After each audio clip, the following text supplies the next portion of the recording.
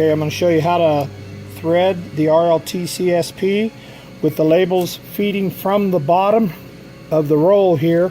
Come out, go over top of this first guide roller.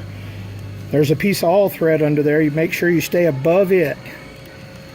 Go over the second guide roller there.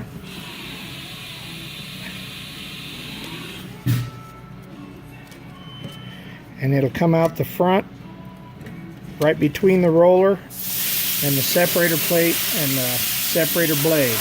Just pull yourself out enough slack here.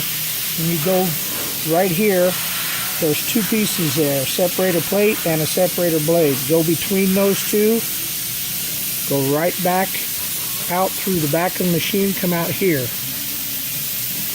Have yourself a piece of tape ready.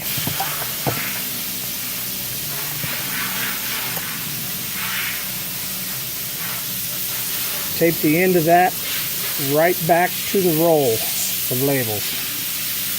You'll have about 3 foot of empty substrate paper there to get this threaded. And then all you do is just turn this and it'll feed itself back around.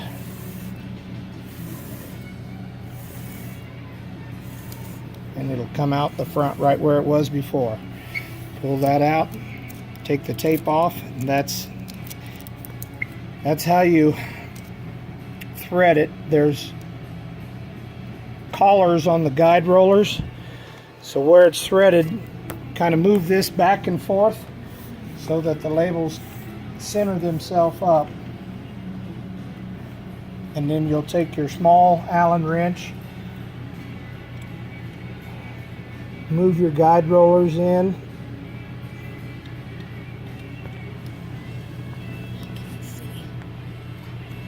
And there's 2 sets of these guide rollers, one in the back and one in the front. Just make sure the labels are going between those guide labels, out through the front, above the gold cords.